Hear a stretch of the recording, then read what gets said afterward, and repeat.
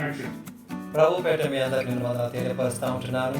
మరొక దినం మనం పరిశుద్ధ గ్రంథంలో నుండి వాక్యాలు ధ్యానించుకోవడానికి ప్రభు మన పట్ల చూపిన ప్రేమను బట్టి వందనాలు చెల్లించుకుంటూ, ప్రభు తన కృపలో ఇంకనూ మనకి ఇచ్చినటువంటి నేటి దినాన్ని బట్టి వందనాలు చెల్లించుకుంటూ ప్రార్థనాపూర్వకంగా మనం ఆరంభించుకుందాం. ప్రేమ కనికరం కలిగిన ప్రియ పరలోకపు తండ్రి, మీరు మాకు ఇచ్చినటువంటి సమయం కొరకు వందనాలు. కొద్దిసేపు ప్రభు మేము వాక్యం ధ్యానించనయుంటుండగా వాక్యం ద్వారా బలపరచబడటకును, అంతేకాకుండా మీ యొక్క కృపలో మమ్మల్ని జ్ఞాపకం ఉన్నందుకు మమ్మల్ని చెల్లిస్తూ ఉంటున్నాను. కావున ఈ యొక్క సమయం అంతట్లో ప్రభు మేము ధ్యానించిన విషయముల ద్వారా మేమందరము కూడా ప్రభు మా జీవితాలు మార్చుకుంటూ మీ మహిమార్థమే జీవించే కృప దయచేయమని యేసు నామములో వేడుకుంటున్నాను తండ్రి, ఆమేన్. ప్రభునందు ప్రియమైనటువంటి వారులారా, ప్రస్తుతం మనం ఉంటున్నటువంటి పరిస్థితులలో అంటే కోవిడ్-19 కరోనా వైరస్ ద్వారా అందరి జీవితాలు, యావత్ ప్రపంచం, కేవలం ఒక దేశము ఒక రాష్ట్రం అని అనటానికి కాదు, కానీ యావత్ ప్రపంచం అంతా కూడా సామాన్య జనజీవనం అంటే సామాన్య జీవితం నుండి ఎంతో క్లిష్టమైనటువంటి పరిస్థితులలోకి వెళ్ళడం జరిగింది. ఒకవేళ కనుక మార్చి నెల వరకు జీవితాన్ని కనుక చూసినట్లయితే అనేకులు ఎంతగానో ఆశీర్వదింపబడ్డారు. అనేకుల యొక్క వ్యాపారాలు ఆశీర్వదింపబడ్డవి. అనేకుల యొక్క తలపెట్టినప్పటిటువంటి ప్రతి విధమైనటువంటి వాణిజ్యాలు, హైవేల పక్కన ఉండేటటువంటి మొబైల్ టిఫిన్ సెంటర్స్ అనండి, ఎక్కడ చూసినా కూడా అవి మార్నింగ్ 6 o'clock నుంచే ఆరంభించబడ్డాయి. వాళ్ళతో మాట్లాడినప్పుడు మా యొక్క వ్యాపారం బాగానే జరుగుతుంది అన్నారు.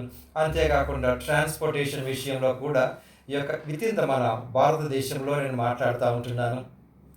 ఎక్కడికి వెళ్ళాలనుకున్నా కూడా కొన్ని నిమిషములలో, కొన్ని గంటలలో ప్లాన్ వేసుకొని వెళ్ళటానికి కూడా అంతగా అభివృద్ధి చెందింది. ఈవెన్ ఫ్రమ్ హైదరాబాద్ విశాఖపట్నానికి ఫ్లైట్లో వెళ్ళటం, చెన్నైకి ఫ్లైట్లో వెళ్ళటం, బెంగళూరుకి ఫ్లైట్లో వెళ్ళటం, బాంబే టు పూణే ఫ్లైట్లో వెళ్ళటం, విజయవాడ టు విశాఖపట్నం ఫ్లైట్, అంటే అన్నీ ఎంతో అందుబాటులోకి రావడం జరిగింది. సూపర్ మార్కెట్లు ఎంతగానో అభివృద్ధి చెందినాయి. ఇవన్నీ జరుగుతూ ఉన్నటువంటి ఈ యొక్క కార్యక్రమంలో కొత్తగా ఇల్లు కట్టుకొని అపార్ట్మెంట్లు కట్టుకొని రెంట్కి ఇవ్వటం, ఇవన్నీ చాలా జరిగినాయి. కానీ ప్రియమైనటువంటి వాళ్ళారా, సడన్గా మార్చి నెలలో నుండి, అంటే ప్రత్యేకంగా మన భారతదేశంలో కనుక చూసినట్లయితే మార్చి చివరి వారంలో నుండి ఈ యొక్క లాక్డౌన్ ఎప్పుడైతే పెట్టడం జరిగిందో అప్పుడు చాలా వరకు ఈ యొక్క మన మామూలు జీవితంలో నుండి మన యొక్క జీవితాలు అన్ని సడన్గా మారిపోవటం జరిగింది. ఈరోజు నేను మాట్లాడబోయే ఈ యొక్క టాపిక్ ఏంటంటే సగం జీతం నిండు జీవితం. సగం జీతం నిండు జీవితం. ప్రియమైనటువంటి వాళ్ళారా, ఏంటది? అనేకులు ఎంతగానో అభివృద్ధి చెందుతున్నటువంటి వ్యాపారం, వాణిజ్యం ఇతర దేశాలకు కూడా అప్పటికప్పుడు ఒక ప్లాన్ వేసుకొని పోయి రావడం జరిగింది.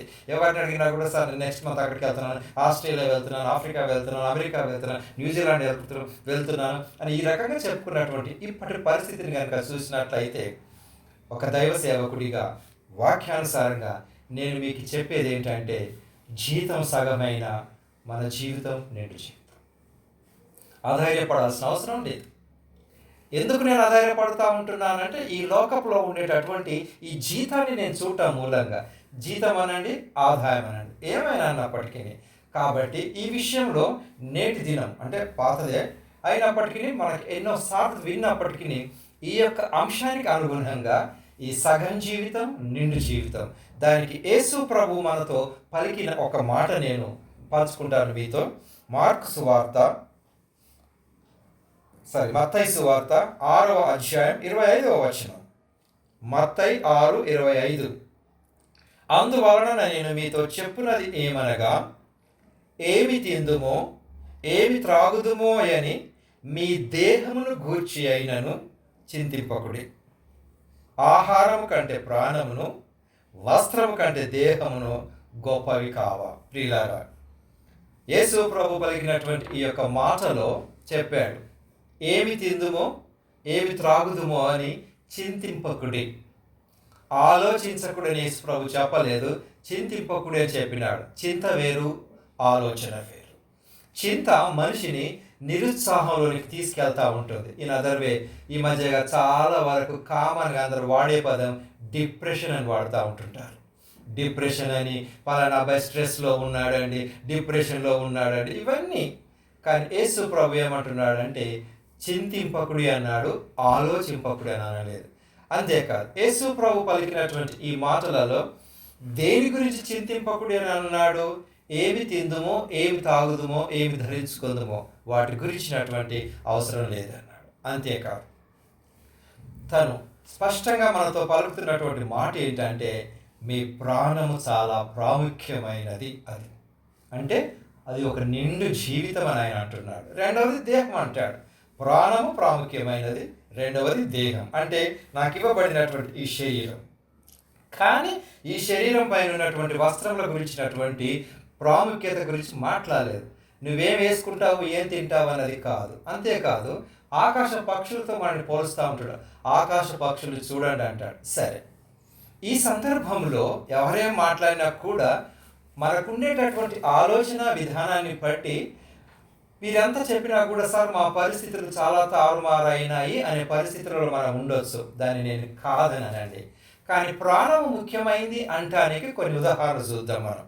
ప్రాణము ముఖ్యమైనది అంటానికి ఈ మధ్య కనుక, అంటే కోర్స్ మార్చి కంటే ముందు సంగతి, ఈ మధ్య కాలంలో కూడా సూపర్ మార్కెట్లు, డీమార్ట్ అనండి, మెట్రో అనండి, బిగ్ బజార్ అనండి, ఏవి కనుక ఒకప్పుడు మీరు మార్చికి ముందు కనుక చూసినట్లయితే అక్కడ ఎవ్రీడే వాళ్ళు ఏం చేస్తూ ఉంటారంటే, కొత్త మెటీరియల్ షాప్లోనికి వచ్చినప్పుడు పాత మెటీరియల్ తీసి పక్కకు పెట్టి వాటిని ఏం చేస్తూ ఉంటారంటే డిస్కౌంట్ మీద అమ్ముతూ ఉంటారు.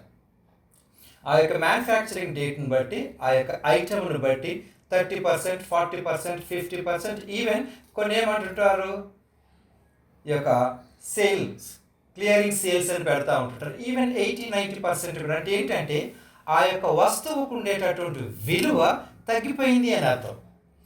కొత్త ఐటెం రాగానే దీనికి రేటు వేరేగా ఉంటుంది. పాత ఐటెంకి ఏం పెడతా ఉంటుంటారు, 50% సేల్, 40%, ఆ ఐటమ్స్ అని సపరేట్గా పెడతారు. అంతేకాదు, by one get one free. అంటే ఏంటి, దీని విలువ తగ్గిపోయింది అండి అని. కానీ ప్రియులారా, ఈరోజు కూడా పరిశుద్ధ గ్రంథం మనతో మాట్లాడుతున్నది ఏంటంటే, మీ ప్రాణము ఎంతో విలువైనది, నిండైనది.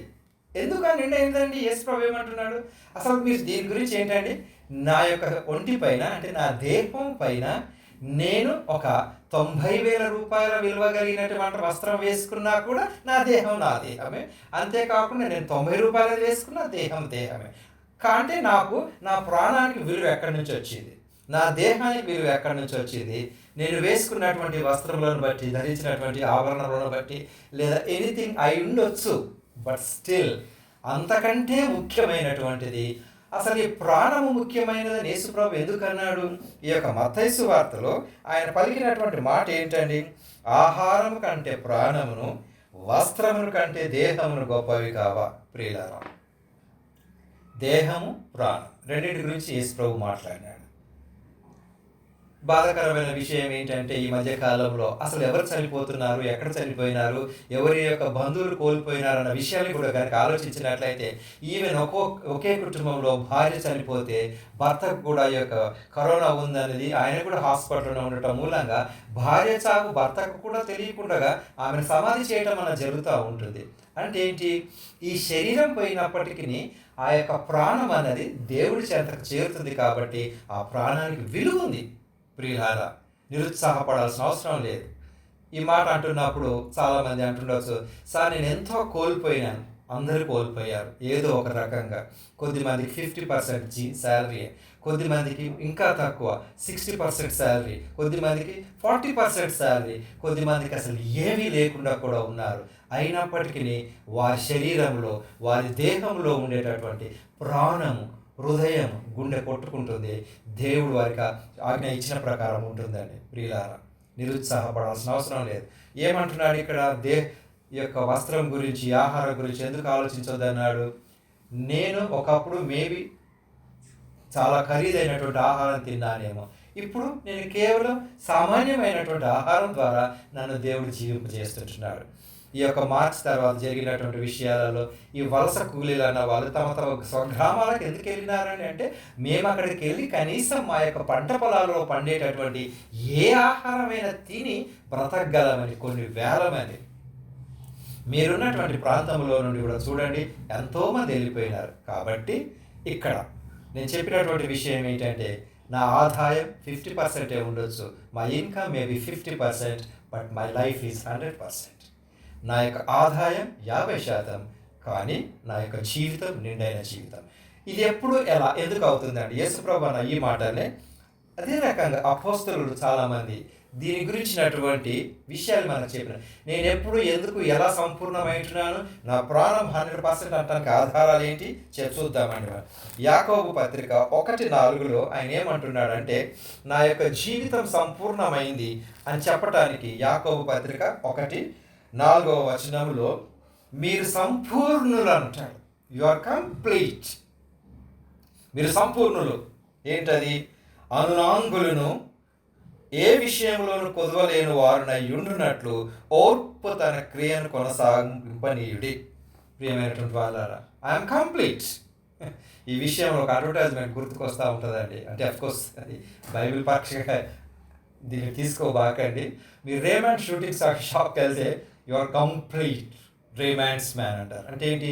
రేమాండ్స్ ధరించిన వారు కంప్లీట్ మ్యాన్ అని వాళ్ళు అడ్వర్టైజ్మెంట్ చేసుకుంటూ ఉంటుంటారు. అండ్ దానికి తప్పేం పట్టట్లేదు, వాళ్ళ అడ్వర్టైజ్మెంట్ వాళ్ళు చేసుకుంటున్నారు. కానీ ఒక విశ్వాసిగా నువ్వెప్పుడు సంపూర్ణుడవైనావు? క్రీస్తు యేసు ద్వారా నువ్వు సంపూర్ణుడవైనావు. అండ్ అదే యాకోబు అంటున్నారు. ఏమంటున్నారంటే, మీరు సంపూర్ణులు, అసలు అధైర్యపడాల్సిన అవసరం లేదు. You are complete. మీ జీవితము, మీ ప్రాణము సంపూర్ణము క్రీస్తులో అయినది. అంతేకాదు, అనునాంగులను అంటే అనుభవం కలిగినటువంటి వ్యక్తులు. మీ జీవిత అనుభవం వేరు, క్రీస్తును ఎరగని వారి జీవిత అనుభవం వేరు. ప్రియమైనటువంటి వాళ్ళ, యు ఆర్ కంప్లీట్. అదేంటి సార్, నేను ఇల్లు కట్టాలనుకున్నాను, ఇంకా పూర్తి అవ్వలేదు. ఇల్లు పూర్తి కాలేదు, కానీ నీ జీవితం క్రీస్తులో ఉంది కనుక నువ్వు సంపూర్ణుడు. మేబీ జరగాల్సినటువంటి కార్యక్రమాలు జరిగి ఉండకపోవచ్చు, గృహప్రవేశం జరిగి ఉండకపోవచ్చు. ఈ మధ్యకాలంలో న్యూస్ కనుక చూసినట్లయితే ట్రైనీ పైలట్స్, ఎయిర్ ఇండియాలో ట్రైనీ పైలట్స్ అన్న వాళ్ళని వారి యొక్క అగ్రిమెంట్ ప్రకారం జాయిన్ అయినప్పటికీ వారికి ఇవ్వబడినటువంటి వార్త ఏంటంటే, మీరు మీ యొక్క ఉద్యోగంలో కొనసాగలేరు. పరిస్థితులను బట్టి ఉద్యోగం అంటే రాకపోయిండొచ్చు, అది ఎప్పుడన్నా రావచ్చు, బట్ స్టిల్ ప్రాణము you are complete in Christ. ఆ ధైర్యంతో మాట్లాడగలిగిన వారి ద్వారా ఈ యొక్క విషయాలు మనకు తెలుస్తూ ఉంటుంటారు. You are complete. అనునాంగులు అంటే మ్యాచ్యూరిటీ లెవెల్ కలిగినటువంటి వ్యక్తులు. ఎప్పుడు నేను దేవుడితో నా యొక్క సహవాసాన్ని కలిగి ఉంటున్నాను కాబట్టి అధైర్యపడవలసిన అవసరం లేదు. అంతేకాదు, ఇప్పుడు నేను చేయవలసిన పని ఏంటి? యేసుప్రభు ఏమన్నాడు? మీరు చింతింపకుడి, ఎవ్రీథింగ్ ఈజ్ పర్ఫెక్ట్. మీ ప్రాణము ముఖ్యము, మీ దేహము ముఖ్యం, కానీ వాటిని నేను కాపాడుకోవాల్సిన అవసరం ఉందండి. కానీ నేను చింతించడం మూలంగా దేహాన్ని శిక్షించుకోకూడదు. ప్రియమైనటువంటి వాళ్ళారా, కొద్దిమంది తమను తాము శిక్షించుకోవటం మొదలు పెట్టకటా ఉంటారు, తమను తాము నిందించుకోవడం చేస్తాం. అంటే ఏంటి అంటే, నాకే ఇలా అవుతుంది, నా జీవితమే ఇంత. నో, దేవుడి యొక్క పోలికలో చేయబడిన నీవు నిన్ను వల్ల నీ పొరుగువానిని ప్రేమించమనే ఆజ్ఞ ప్రకారం నిన్ను నీవు నిందించుకునే హక్కు కూడా లేదు. కాబట్టి నా దేహం గురించి కానీ నా ప్రాణం గురించి కానీ నేను చింతింపకూడదు. ప్రభువు నన్ను పోషిస్తూ ఉంటున్నాడు. ఏ రకంగా పోషిస్తున్నాడు? మేబీ ఒకప్పుడు నేను తీసుకున్న ఆహారం వేరు, ఇప్పుడు తీసుకున్న ఆహారం వేరు. అంతేకాదు, నాకు ఇవ్వబడిన ధైర్యం ఏంటి? I'm complete. నేను సంపూర్ణుడైపోయినాను క్రీస్తులో.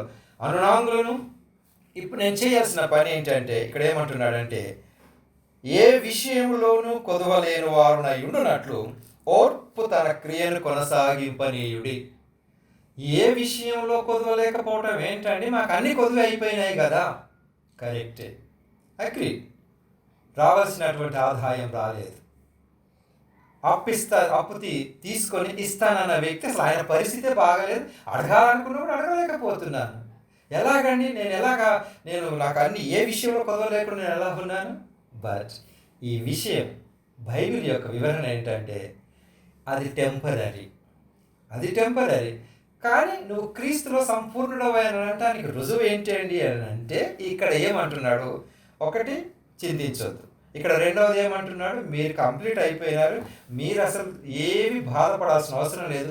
ఓపికతో క్రియను కొనసాగింపనీయుడు. అంటే ఇప్పుడు జరుగుతున్న విషయాలను జరుగుతున్నట్టుగా చూడండి, ఓపిక పట్టండి. ఎంతకాలం అండి? అలనాడు ఇశ్రాయేలీయులను ఆ యొక్క ఎర్ర సముద్రం దాటించిన దేవుడు దీన్ని చేయలేడా? గలడు. కానీ నా యొక్క ఆలోచన విధానంలో నేను తొందరపడకూడదు. అంతేకాదు, ఇంకేమంటున్నాడు? కొలసీలకు రాసిన పత్రిక 2వ అధ్యాయం 10వ వచనం. కొలసీలకు రాసిన పత్రిక 2వ అధ్యాయం 10వ వచనంలో ఇక్కడ ఏమంటున్నాడంటే, మరియు ఆయన యందు మీరు సంపూర్ణులై ఉన్నారు, ఆయన సమస్త ప్రధానులకును అధికారులకును శిరస్సు అయి ఉన్నాడు. ఆయన యందు మనం సంపూర్ణమై ఉన్నామండి, ప్రభు అయినటువంటి యేసుక్రీస్తులో కంప్లీట్. కానీ నేను చూసేటటువంటి యాంగిల్లో కనుక తేడా వచ్చినట్లయితే, నేను యేసు ప్రభువును కాకుండా ఈ యొక్క మెజర్మెంట్ తోటి, ఈ యొక్క ఫైనాన్సెస్ తోటి, నా ఇన్కమ్ తోటి, నా యొక్క ప్రాపర్టీ తోటి కనుక నేను పోల్చుకున్నప్పుడు నేను నిరుత్సాహపడే అవకాశం ఎక్కువ ఉంటుంది. కాబట్టి ప్రియులారా, ఐఎమ్ కంప్లీట్, డౌట్ ఏమీ లేదు.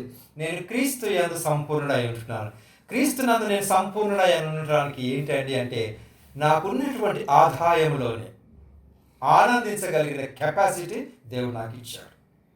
ఒకప్పుడు మేబీ, ప్రస్తుతము ఈ యొక్క లాక్డౌన్ పీరియడ్లో ఎవరి సంపాదన కూడా పెరిగింది అని అనుకోవడానికి లేదండి. అందరూ రావాల్సినటువంటి పెన్షన్ 50% అయింది. ఈవెన్ ప్రైవేట్ ఉద్యోగులకు అసలు శాలరీ లేదు. తర్వాత డైలీ వేజెస్ కంటే మేబీ చిన్నగా మార్కెట్లలో పనిచేసే వాళ్ళు, హాస్పిటల్స్లో పనిచేసేటటువంటి డైలీ వేజెస్ ఉండవచ్చును, మేబీ ఇంక ఎనీథింగ్. అసలు వాళ్ళకి అవకాశమే లేదు. మీరు కనుక వార్తల్లో వింటూనే ఉంటున్నవచ్చు.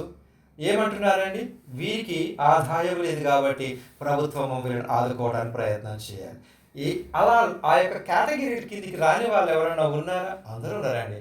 వెజిటేబుల్ వెండర్స్ ఉన్నారు, ట్రాన్స్పోర్టర్స్ ఉన్నారు, తర్వాత ఎక్కడికక్కడ ఏ స్టేట్ వాళ్ళు ఆ స్టేట్లోనే ఉండిపోతూ ఉంటున్నారు. అయినప్పటికీ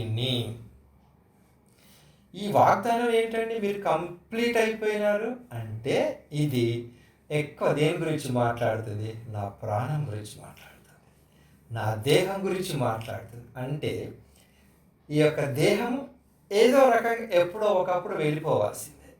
అయినా కూడా దేహానికి ప్రాముఖ్యతని చేసు ప్రభు ఎందుకు మాట్లాడినాడు అంటే, తర్వాత ప్రభు తన దూతలతో వచ్చినప్పుడు, తర్వాత బూర శబ్దం విన్నప్పుడు ఈ శరీరం ఏదైతే ఉందో ఈ దేహంతో లేవటం జరుగుతుంది. కానీ అక్కడ ఏముంది? అక్షయమైనది ఉండదు. క్షయమైనది అక్షయమైనదిగా ఎలా మార్చబడుతుందో మనం చూద్దాం. అంటే ఏంటి అంటే, ప్రాణము విలువైనది. ఆ ప్రాణానికి నేను విలువనివ్వాలి. కాబట్టి ప్రియులారా, చింతించాల్సిన అవసరం లేదు. ఉన్న దానిలోనే, తక్కువ ఆదాయంలోనే ఏ రకంగా జీవించడం అనేది మనం నేర్చుకోవాలి. ఎందుకు? నాకు దేవుడు తన యొక్క తోడు నాకు ఇచ్చినాడు కాబట్టి. అంతేకాదు, ఈ యొక్క 2వ కొరింథీ పత్రిక 5వ అధ్యాయంలో ఏమన్నాడు చూద్దాం. 2వ కొరింథీ పత్రిక 5వ అధ్యాయం 17వ వచనంలో ఏమంటున్నాడు? ఒకవేళ నేను ఇంకనూ కనుక చింతిస్తూ ఉన్నట్టయితే చింతించాల్సిన అవసరం లేదు. క్రీస్తు నన్ను నేను కంప్లీట్ ఎప్పుడైనాను, ఎందుకైనాను అంటే నేను చెప్తాను. ఇక్కడ 2వ కొరింథీ 5:17లో పౌలు గారు ఏమంటున్నారంటే, ఎవడైనాను క్రీస్తు నందున్న యెడల వాడు నూతన సృష్టి, పాతవి గతించెను, ఇదిగో క్రొత్తవాయెను. అంటే ఏంటి? పాతవి ఇప్పుడు లేవు మనకి. యాక్చువల్గా చెప్పాలి అంటే ఆ పాతగా ఉండేటటువంటి ఆ ఇన్కమ్ లేదు. బట్ స్టిల్ ఇప్పుడు నాకున్నటువంటి ఇన్కమ్ కూడా కొత్తది. పాత ఉన్నటువంటి వ్యక్తిని నేను ఇప్పుడు పాతగా లేను, కొత్తగా మార్చబడ్డాను. ఎందుకు? నా ఆలోచన విధానంలో విచారంను ఆనందంలో మార్చేసినాడు. చింత లేదు, చింతను ఒక ప్రణాళికగా మార్చినాడు. కాబట్టి నేను నూతన సృష్టి. అంటే నేను ఒకప్పుడు ఏం ఆలోచించుకున్నాను? నా యొక్క వ్యాపారాన్ని ఎలా పెట్టుకోవాలి, నేను ఇంకా ఇలా కావాలి, నా యొక్క కోట గోడల్ని, నా యొక్క వ్యాపారాన్ని, షాపుల్స్ ఎలా పెంచుకోవాలి, నా యొక్క ఎనీథింగ్ విస్తరింపచేయాలనుకున్నాను. ఇప్పుడు నేను క్రీస్తులో ఉన్నాను, కంప్లీట్ అయిపోయినాను. నేను నూతన సృష్టి. ఆలోచన విధానం నూతనంగా ఉండాలి. ఏంటి అది? నేను గతంలో కూర్చొని కనుక ఆలోచించినట్లయితే నేను నూతనంగా ఉండను, నూతన పరచబడలేను. కాబట్టి అది నేను నేర్చుకోవాలి. వాగ్దానం ఏముంది? ఎవడైనా క్రీస్తునందున్న యెడల వాడు నూతన సృష్టి. నూతనంగా ఒక కొత్త జీవితం జీవించడం నేర్చుకోవాలి. ఇప్పుడు ఆల్రెడీ మనం అలవర్చుకుంటూ ఉంటున్నాం. ఒకప్పుడు అందరు కలిసి గుంపులుగా ఉండేవారు, ఒక్క ఇంట్లోనే కలిసి ఉండేవాళ్ళం. కానీ ఇప్పుడు ఫిజికల్ డిస్టెన్స్, సోషల్ డిస్టెన్స్ సరైన పదం కాదంటారు. ఫిజికల్ డిస్టెన్స్ మెయింటైన్ చేయటం మూలంగా మనం ఏ రకంగా ఉంటున్నాం, దానికి అలవాటు పడ్డాం. ఇంతకుముందు కనపడగానే షేక్ హ్యాండ్ ఇచ్చుకునే వాళ్ళం. ఇప్పుడు నూతనంగా ఏమైపోయిందండి? మామూలుగా 2 చేతులు జోడించడం, దూరంగా నమస్కారం అనటం. సరే, ఈ యొక్క మామూలు ఈ యొక్క దినదిన జీవిత చర్యలు కూడా మార్పులు చెందినాయి. కాబట్టి ప్రియమైనటువంటి వాళ్ళ, నేను మారకుండగా నేను కంప్లీట్ అయ్యాను అనుకోవటానికి లేదు. కాబట్టి నా యొక్క తలంపుల విధానం మారుకోవాలి. తర్వాత ఏ రకంగా ఉన్నట్లయితే నేను ఈ యొక్క చింతలో నుంచి బయటికి రాగలను, అటువంటి శక్తి ప్రతి ఒక్కరికి దేవుడు ఇచ్చినాడు. దేవుడు మనతో కూడా ఉంటున్నాడు. అది ఏ రకంగా అంటే చూడండి, హెబ్రీ పత్రిక 2వ అధ్యాయంలో ఆ విషయం ఇక్కడ మనకి ఏమని చెప్తా ఉంటున్నది దేవుడి వాక్యం. హెబ్రీ 2:10.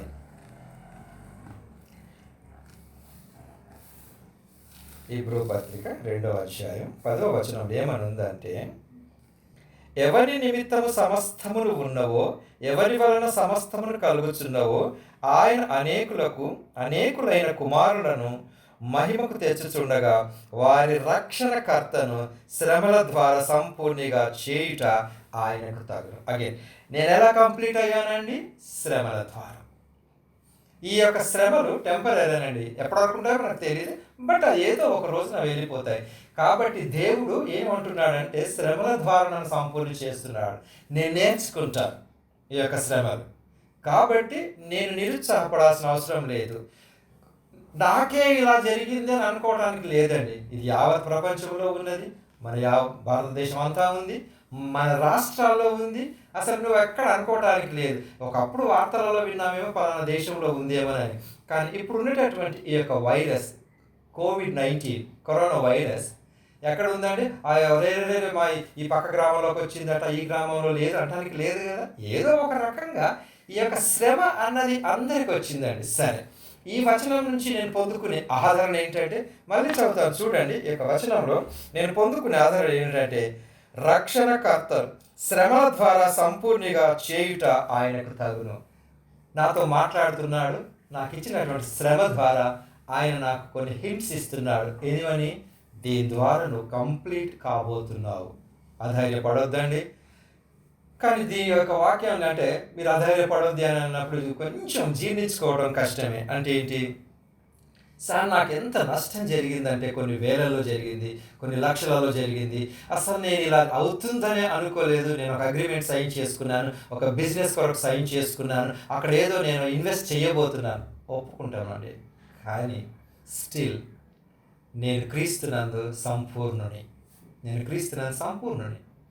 కాబట్టి నేను అధైర్యపడవలసిన అవసరమే లేదు. అంతేకాదండి, ఇంకా అసలు ఆయన ఏం చేస్తున్నాడు? ప్రస్తుతం మనకు ఉండేటటువంటి పరిస్థితి ఏంటంటే అసలు ఒక నిర్ణయం తీసుకోలేకపోతున్నామండి. అసలు రేపేమవుతుందో చెప్పలేక కంగారు పడాల్సిందేం లేదు. దేవుడి యొక్క వాక్యము ఇంకా మనతో ఏం మాట్లాడుతుంది అన్నట్టు అని కనుక చూసినట్లయితే యెషయా గ్రంథము 40వ అధ్యాయము 29వ వచనము. యెషయా 40వ అధ్యాయము 29. సొమ్మసిల్లిన వారికి బలమిచ్చువాడు ఆయనే, శక్తిహీనులకు బలాభివృద్ధి కలగజేయువాడు ఆయనే. ఈ వాగ్దానం తీసుకుందామండి. సొమ్మసిల్లిన వారికి ఆయన ఏం చేస్తున్నాడండి? సొమ్మసిల్లిన వారికి బలమిచ్చువాడు ఆయనే, శక్తిహీనులకు బలాభివృద్ధి కలగజేయువాడు ఆయనే. భయపడాల్సిన అవసరం లేదండి ప్రియులారా. దేవుడి వాక్యం మనం ఆదరణ కొరకు వింటూ ఉంటున్నాము, కరెక్టే. కానీ విని దాని నుంచి నేను అన్వయించుకున్న విషయం ఏంటంటే, ఈ యొక్క గత మార్చి నుంచి ఇప్పటి వరకు ఈ రోజు వరకు కనుక చూసినట్లయితే మనకు జరిగిన నష్టాన్ని బట్టి, కోల్పోయినటువంటి నష్టాన్ని బట్టి చాలామంది సొమ్మసిల్లిపోయి ఉంటుంటారు. కానీ ఆయనకు బలం ఇచ్చేవాడు దేవుడు. మరి నేనేం చేయాలండి? ఆయన దగ్గరికి రావాలి, అంతే. నేను చేయవలసింది ఆయన సన్నిధిని చేర్చినప్పుడు ఆయన నాకు బలం ఇస్తాడు, ఆయన నన్ను ఆదరిస్తాడు. అంతేకాని నేను ఇక్కడే కూర్చొని ప్రభువా నాకెందుకు ఇలాగ అయిందంటే అది వర్కౌట్ అవ్వదు. కాబట్టి ప్రియమైనటువంటి వాళ్ళారా, తప్పకుండా సొమ్మసిల్లిన నాకు ఆయన బలాభివృద్ధి కలగజేస్తాడు. అధైర్యపడవలసింది ఏమీ లేదు. కాకపోతే నేను కోల్పోయిన మనుషుల్ని, నా బంధువుల్ని, నా స్నేహితుల్ని తిరిగి పొందుకోలేకపోవచ్చు. అయినప్పటికీ నూతన జీవితంలో నూతన యొక్క అంటే ఎప్పుడు మనం దీంట్లో నుంచి బయటకు వస్తామో అప్పుడు కొత్త జీవితంలో కొత్తగా జీవించడానికి ప్రభు మనకు నేర్పిస్తాడు. ఎప్పుడు? నేను చింతించకుండా ఉన్నప్పుడు, నా ఆలోచన విధానాన్ని నేను కనుక మార్చుకుంటున్నప్పుడు.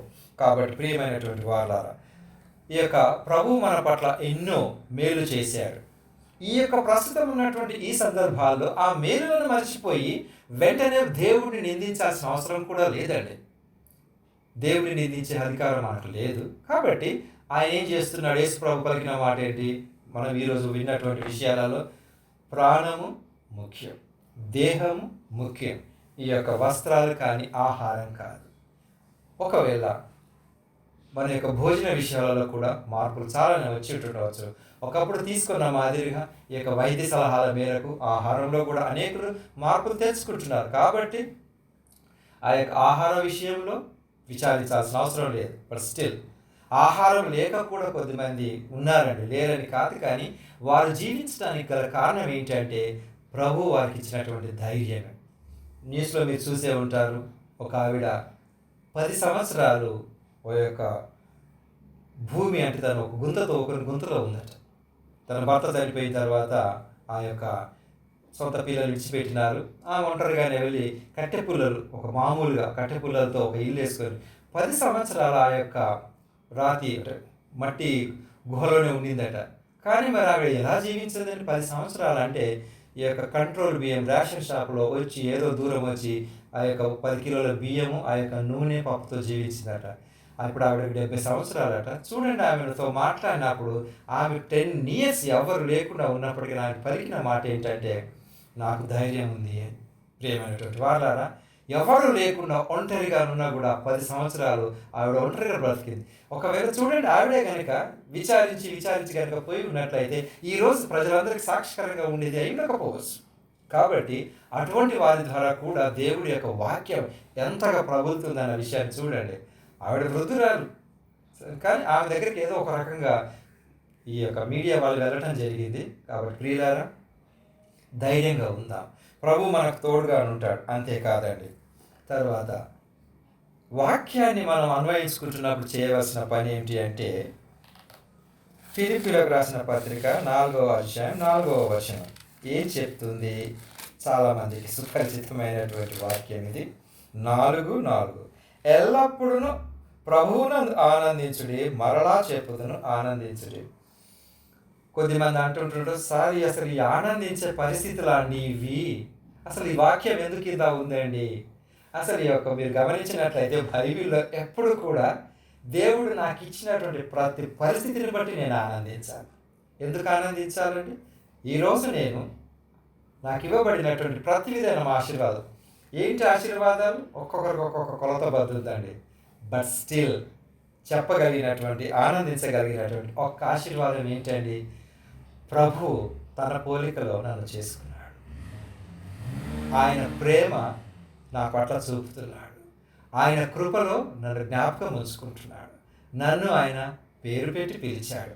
నా జీతం సగమే అయినా ఆయన పోలికలో చేయబడిన నేను సంపూర్ణుని, నిండు జీవితం కలిగినటువంటి వ్యక్తిని.